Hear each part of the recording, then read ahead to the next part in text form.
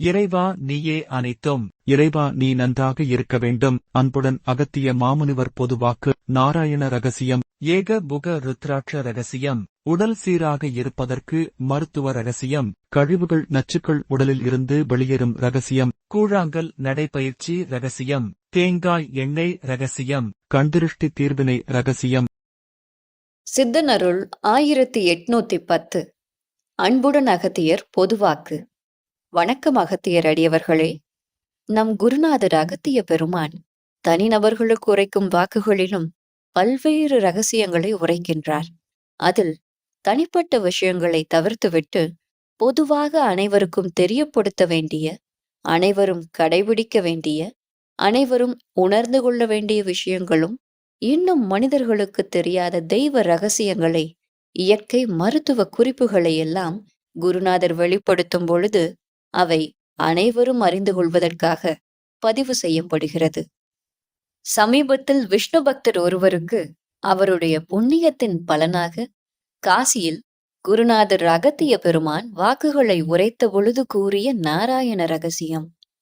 அப்பனே, நல்விதமாக ஆசிகள் அப்பா. இறைவன் அருளால் தான் நீ செயல்பட்டுக் கொண்டிருக்கின்றாய் என்பேன் அப்பனே. இனிமேலும் நாராயணன் உன்னை நகர்த்துவான் என்பேன் அப்பனே. நாராயணன் அருள் பரிபூரணம். அப்பனே, நாராயணன் அருள் பரிபூரணமாக இருக்கிறது. அப்பனே, நிச்சயம் எவை என்று அறிய அறிய நிச்சயம் ஏழுமலையான் உன்னை அழைப்பான் என்பேன் அப்பனே. அப்பொழுது அப்பனே, சந்திரனின் அப்பனே எவை என்று கூட இன்னும் அதிகரிக்கும் பொழுது இன்னும் அப்பனே, மனநிலைகள் அப்பனே பின் எவ்வாறு என்பது கூட மாற்றம் ஏற்படும் என்பேன் அப்பனே. அப்பனே, பின் நிச்சயம் பின் சந்திரன் உன்னை அங்கு அழைப்பான். அப்பனே, நிச்சயம் சந்திரனும் நாராயணனும் அப்பனே, சுக்கிரனும் அனைவரும் ஒன்றே. அப்பனே, சந்திரனும் கூட சுக்கிரனும் கூட அப்பனே ஒன்றாக இணைந்ததுதான் அப்பனே நாராயணனே. அப்பனே, சந்திரனும் சுக்கிரனும் இணைந்தது அப்பனே புதன். அப்பனே, புதன்தான் அப்பனே பின் எவை என்று அறிய அப்பனே, நிச்சயம் பின் பெருமாள். புதன் கிரகத்தின் அதிபதி மகாவிஷ்ணு. அப்பனே, இவ்வாறு நிச்சயம் இருக்கும் பொழுது, நாராயணன் அருள் பரிபூரணமாக இருக்கும் பொழுது கவலைகளை விடு, நன்மையாகவே முடியும் அப்பா. இதனால்தான் அப்பனே, மனிதர்களை புண்ணியம் செய்யுங்கள் புண்ணியம் செய்யுங்கள் என்றெல்லாம் சித்தர்கள் செப்பிக்கொண்டே இருக்கின்றார்கள். தாம் செய்த புண்ணியங்களுக்கேற்ப யாங்கள் சித்தர்கள் அழகாகவே வந்து காத்து அனைத்து இடங்களுக்கும் அழைத்துச் செல்வோம் என்பேன் அப்பனே. ஆசிகள் ஆசிகள் அப்பா. குஜராத்தைச் சேர்ந்த அகத்தியர் பக்தர் ஒருவருக்கு குருநாதர் கூறிய ஏகமுக ருத்ராட்ச ரகசியம். பக்தர்: குருவே, ஒருமுக ருத்ராட்சம் என்ற பெயரில் முந்திரி பருப்பு வடிவத்தில் இன்று சமூகத்தில் உலகமெங்கும் வியாபித்திருக்கின்றது. ஒரு முகம் உருண்டை வடிவில் இருப்பது எங்கு கிடைக்கும்? அப்பனே, எதை என்று அறிய அறிய முந்தனுக்கு அதெல்லாம் தேவையில்லை என்பேன் அப்பனே. யான் எங்கு இருக்கின்றது என்று சொல்லிவிடுவேன். ஆனாலும் நீ அங்கு செல்ல மாட்டாய் என்பேன் அப்பனே. அதனால் யான் சொல்லியும் செய்யவில்லை என்றால் அதுவும் பாவமாக ஏற்படும் என்பேன் அப்பனே. குருநாதரிடம் ஒரு விஷயத்திற்காக கேட்டு அதை குருநாதர் சொல்லி பின்பற்றாவிட்டால் பாவங்கள் ஏற்படும். ஆனால் நிச்சயம் சொல்வேன், நீ செய்ய போவதில்லை என்பேன் அப்பனே. அதனால் எத்தனை முகம் ஆனாலும் சரி, ஏதாவது ஒரு ருத்ராட்சத்தை பயன்படுத்து. மீதியை யான் பார்த்து கொள்கிறேன் அப்பனே. குருவே, நான் ஒருமுக ருத்ராட்சத்தை அணிய விரும்புகிறேன். அது எங்கு கிடைக்கும்? குருநாதர் அகத்திய பெருமான்: அப்பனே, அதை தேடித்தான் கண்டுபிடிக்க வேண்டுமே தவிர நிச்சயம் அது யார் கையிலும் இல்லையப்பா. இதுவரை உண்மையான ஒருமுக ருத்ராட்சம் எவருக்கும் கிடைக்கவில்லை. அப்பனே, எவை என்று அறிய அறிய அப்படி இருந்தாலும் அப்பனே, ஈசனே அதை மறைத்து விடுவான் என்பேன் அப்பனே. ஏனென்றால் பின் அதாவது அந்த ருத்ராட்சம் கைக்கு வந்துவிட்டால் இவ்வுலகத்தையே வசியப்படுத்தி விடலாம் என்பேன் அப்பனே. ஒரு அடியவருக்கு குருநாதர் கூறிய வாக்கில் அவரது குடும்பம் முழுவதும் கண் திருஷ்டியால் பாதிக்கப்பட்டிருக்கின்றது. அதற்கு தீர்வாக குருநாதர் கூறிய வழிமுறைகள். அப்பனே, நல்முறையாக இல்லத்தில் பைரவனை வளர்ப்பது சிறந்தது. வீட்டில் கருங்காலி கட்டையை ஏதாவது ரூபத்தில் வைத்துவிட அப்பனே. அப்பனே, ஏலக்காய், பச்சை கற்பூரம், கிராம்பு இவற்றை நசுக்கி வெற்றிலை பாக்கில் வைத்து தன்னிடத்தில் வைத்துக் கொண்டால் இவையெல்லாம் வராதப்பா. துணியில் சுற்றி எடுத்துக்கொண்டு செல்லப்பனே. ஏலக்காய், பச்சை கற்பூரம், கிராம்பு இவற்றை பொடியாக்கி வெற்றிலை பாக்கில் மடித்து வைத்து ஒரு சிறிய துணியில் கிளி போல சுற்றி வெளியே செல்லும் பொழுதும் தொழில் மற்றும் எல்லா காரியங்களுக்கும் செல்லும் பொழுதும் தன்னுடன் வைத்துக்கொண்டு சென்றால் கண் திருஷ்டி, எதிர்மறை ஆற்றல் அண்டாது. தினமும் இவற்றை மாற்றிக்கொள்ளலாம். ஆற்றிலோ குளத்திலோ இவற்றை எரிந்துவிட வேண்டும். அது மட்டும் இல்லாமல் பேய் விரட்டி மூலிகையும் கூட வைத்துக் கொள்ளலாம் என்பேன் அப்பனே. அது மட்டும் இல்லாமல் அடிக்கடி உணவில் வெண்பூசணியை சேர்த்து கொண்டே வந்தால் அப்பனே கண் திருஷ்டி அண்டாதப்பா. உடலில் நோய் நொடிகள் வராமல் உடல் சீராக இருப்பதற்கு குருநாதர் ஒரு அடியவருக்கு கூறிய ரகசியம்.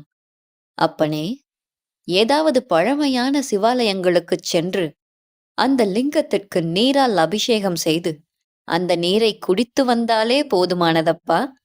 அப்படி இல்லை என்றால் அப்பனே, பஞ்சலோகத்தினால் ஆன சிவலிங்கத்தை வீட்டில் பூஜித்து அந்த லிங்கத்திற்கு நீரால் அபிஷேகம் செய்து அந்த நீரை அருந்தி வர வேண்டும் என்பேன் அப்பனே.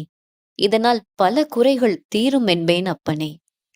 உடலில் யூரிக் ஆசிட் அதிகப்படியாக உற்பத்தி ஆவதால் உடல் பருமன் மற்றும் சோர்வு ஏற்படுவதற்கு குருநாதர் ஒரு அடியவருக்கு கூறிய மருத்துவ ரகசியம். அப்பனே, நல்முறையாக அனுதினமும் உணவில் சுரைக்காயை சேர்த்துக்கொள் அப்பனே. இதை தன் உணவில் சேர்த்து வந்தாலே இதற்கு நல்ல தீர்வு கிட்டும் என்பேன் அப்பனே. அனுதினமும் நிச்சயமாக நீ சுரைக்காயை உணவில் சேர்த்துக் கொள்ள வேண்டும் என்பேன் அப்பனே. நிச்சயம் அனைத்தும் மாறும் அப்பனே. குருவே, நான் சுரைக்காய் சாப்பிட்டால் ஜலதோஷம் ஏற்படுகின்றது குருவே. அப்பனே, நிச்சயம் அறிந்தும் எவை என்று அறிய அறிய அவைதன் கூட எடுத்துக்கொண்டே வா. அப்பனே, கவலைகளை விடு. அவை மட்டுமில்லாமல் நிச்சயம் தன்னில் கூட ஜலதோஷத்துக்கு பதிலாக பின் திரிகடுகம் எடுத்துக்கொள். ஒரு அடியவர் சில தவறான தீய பழக்கத்தினால் அவருடைய வயிற்றில் பிரச்சனை, உறக்கமின்மை, கல்லீரல் வீக்கம், அடிக்கடி கட்டுப்பாடின்றி சிறுநீர் கழித்தல் போன்ற குறைபாடுகள் இருக்கின்றது. அதற்கு குருநாதர் கூறிய தீர்வு. அப்பனே, முதலில் பாகற்காய் சாற்றினை தொடர்ந்து 15 நாட்கள் குடித்து வர வேண்டும் என்பேன் அப்பனே. இதனால் பல கழிவுகள், நச்சுக்கள் உடலிலிருந்து வெளியேறும் என்பேன் அப்பனே. முதலில் இதை செய் அப்பனே. உன் பழக்கங்களை எல்லாம் உடனடியாக நிறுத்த அப்பனே. ஒரு பெண் அடியவருக்கு மாந்திரீகத்தால் சில தேவையில்லாத உணவுப் பொருட்கள் கொடுத்து அது உடலில் சேர்ந்து விட்டது. அது அவருக்கு பல வகையிலும் துன்பத்தையும், தூக்கமின்மை, துர்சொப்பனங்கள், அதாவது கெட்ட கனவுகள், உளச்சோர்வையும், நல்முறையாக பக்தியை செலுத்த முடியாமல் பல கஷ்டங்கள் அந்த பெண்மணிக்கு. குருநாதர் அகத்திய பெருமான் இதற்கு கூறிய தீர்வு. அம்மையே, அனுதினமும் காலை வேளையில் வெறும் வயிற்றில், அதாவது 1 மாதம் தொடர்ந்து முள்ளங்கிச் சாற்றினை பருகி வர வேண்டும். இதனால் சில பின் எவை என்று அறிய அறிய பிற அழுக்குகளும் கூட உடலில் எதை என்று கூட தானாகவே வெளியேறும் அம்மையே. தொடர்ந்து இதை நீ நிச்சயம் பருகி வர வேண்டும் என்பேன். உயர் இரத்த அழுத்தத்தால் பாதிக்கப்பட்ட ஒரு பெண்மணி அவருடைய இளம் வயது மகனும் இதே உயர் இரத்த அழுத்தத்தினால் பாதிக்கப்பட்டிருக்கின்றார். இருவரும் உடல் பருமன் உடையவர்கள். குருநாதரிடம் உடல் பருமன் மற்றும் உயர் இரத்த அழுத்தத்திலிருந்து மீண்டு வர தீர்வினை கேட்டபொழுது, இதனால்தான் அனைவருக்குமே சொல்லிக் கொண்டிருக்கின்றேன், கோபம் கொள்ளாதீர்கள், கோபம் கொள்ளாதீர்கள் என்று. எதை என்று? நிச்சயம் கோபத்தையும் கூட நீ கட்டுப்படுத்த வேண்டும் அம்மையே. அனுதினமும் தியானங்களை மேற்கொள்ள வேண்டும் அம்மையே. பின் அமைதியாக இரு. நிச்சயம் தனில் கூட அம்மையே. பின் நிச்சயம் நடைப்பயிற்சியை விட்டுவிடாதே. அனைவருக்குமே சொல்கின்றேன், அறிந்தும் கூட. இதனால் நிச்சயம் அமைதியாக இருங்கள்.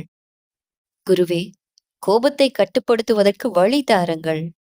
அம்மையே, யான் சொல்லிவிட்டேன் அம்மையே. ஏற்கனவே. இருந்தாலும் அம்மையே, கற்களின் மீது நட. கூழாங்கல், அதாவது ஆற்றுப்படுகையில் இருக்கும் உருண்டை கற்கள் மீது அனுதினமும் காலில் செருப்பு அணியாமல் 20 நிமிடம் நடைப்பயிற்சியை மேற்கொள்ள வேண்டும். இதனை பற்றி குருநாதர் ஏற்கனவே வாக்குகளில் தெரிவித்திருக்கிறார்.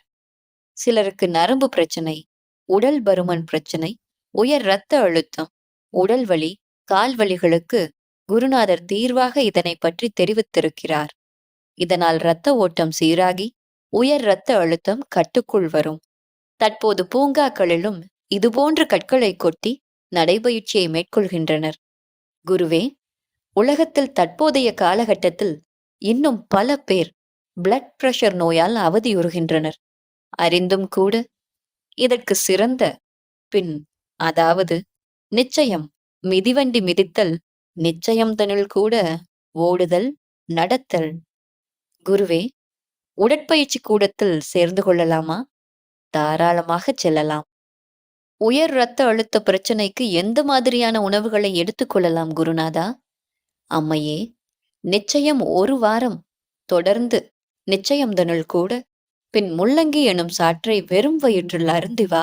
சில கழிவுகள் உள்ளே இருக்கின்றது. அதை முதலில் வெளியே அனுப்ப வேண்டும். இதற்குப் பிறகு என்ன செய்ய வேண்டும் குருவே? முதலில் இதை செய்யுங்கள். இதன் பிறகு உங்களுக்கே தெரிந்துவிடும் என்பேன். குருவே, என்னுடைய மகனுக்கு இளம் வயதிலேயே இந்த உயர் இரத்த அழுத்தம் வந்துவிட்டது. இதற்கு தீர்வு வேண்டும். அருளுங்கள். அவருடைய மகன் துரித உணவு எனப்படும் ஃபாஸ்ட் ஃபுட் உணவு கடைகளில் கிடைக்கும் உணவு வகைகளை, செயற்கை உணவுகளை அதிகமாக உண்ணும் பழக்கமுடையவர். அப்பனே, நீ உண்ணுவதெல்லாம் நிறுத்த வேண்டும். பின் கீரை வகைகளை உட்கொள்ள நன்று. அதாவது அப்பனே, பொன்னாங்கண்ணி, கரிசலாங்கண்ணி, காசினிக்கீரை, மணத்தக்காளி, கொள்ளு, இந்த மூலிகைகளை அப்பனே எதை என்று அறிய அறிய யான் ஏற்கனவே தெரிவித்து விட்டேன் அப்பனே, பல உரைகளிலும் கூட. பச்சை காய்கறிகளையும் கீரைகளையும் கூட அப்படியே உண்ண வேண்டும் அப்பனே, நல்விதமாகவே. இதனால்தான் சொல்கிறேன் அப்பனே, சில செயற்கையான உணவுகளை விட்டுவிட அப்பனே. அப்பனே, நிச்சயம் தனில் கூட அறிந்தும் எதை என்று புரிய அனைத்தும் எண்ணெயில்தான் உள்ளதப்பா. அவையெல்லாம் அப்பனே, இதற்குத்தான் எண்ணெயையும் குறைக்க வேண்டும் என்பேன் அப்பனே. எண்ணெய்களில் பொரித்த வறுத்த உணவுகள். சரியாகவே அப்பனே, சில காலம் பின், அதாவது தேங்காய் எண்ணெய் அப்பனே சமைத்து உண்ணுதல் அதிசிறப்பு தரும். குருவே, நாங்கள் தேங்காய் எண்ணெயில் பழக்கமில்லை. இயற்கையாக ஆட்டி எடுக்கும் கடலை எண்ணெயை பயன்படுத்தலாமா? அப்பனே, இதையும் உட்கொள்ளலாம். குருவே, உடல் முழுவதும் சுத்தப்படுத்துவதற்கும் உடலில் உள்ள, குறிப்பாக வயிறு பகுதிகளில் தேவையில்லாத கொழுப்புகளை வெளியேற்றுவதற்கு என்ன செய்வது? அப்பனே, அறிந்தும் கூட ஒன்றைச் சொல்கின்றேன். அதிகாலையிலே எழுந்து முருங்கை இலைகளை கூட கசக்கி அப்பனே, அதாவது பின் நல்விதமாகவே அப்பனே, நிச்சயம் அப்படியே கரைத்து அப்பனே பின் அருந்த நன்று. இதை நாளை பொழுதிலிருந்தே இவன் செய்ய வேண்டும். முருங்கை இலைகளை சுத்தப்படுத்தி அரைத்து அதை வடிகட்டாமல் அப்படியே குடிக்க வேண்டும். குருவே, என்னுடைய மகளுக்கும் தோளில், கைகளில் தோல் உரிதல், அலர்ஜி பிரச்சனை இருக்கின்றது. அப்பனே, இதற்கும் காரணம் எண்ணெய் தானப்பா. உணவில் எண்ணெயை குறைத்து கொண்டாலே நோய்கள் வராதப்பா. செயற்கையை நாடி நாடி அனைத்தையும் மனிதர்கள் நோய்களை வரவழைத்துக் கொள்கின்றார்கள் என்பேன் அப்பனே.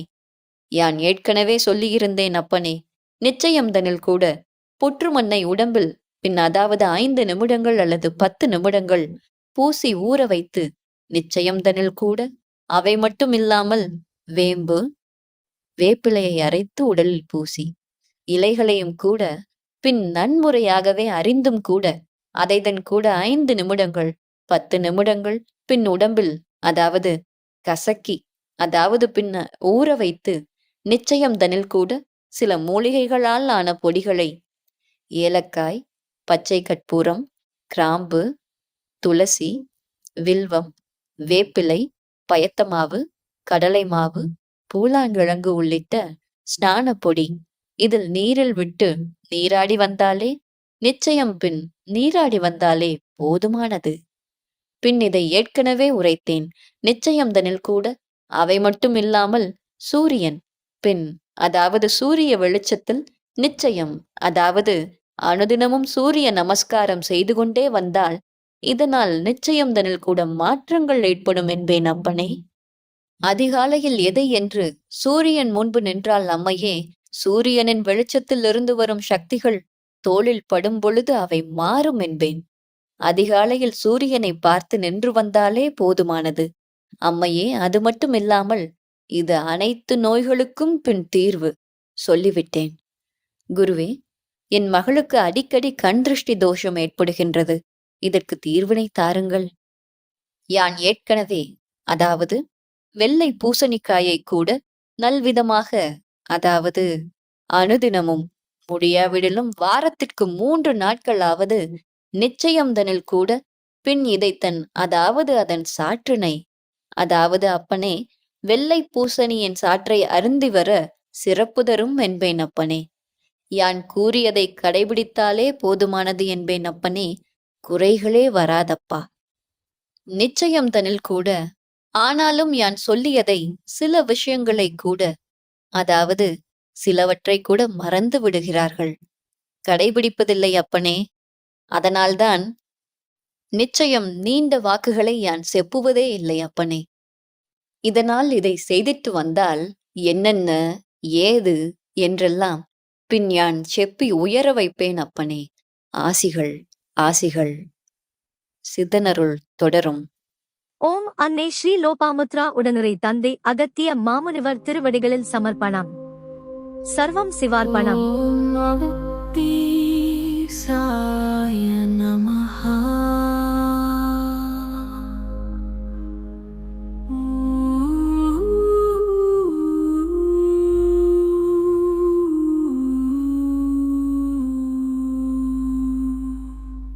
ஓம் அகத்தீசா.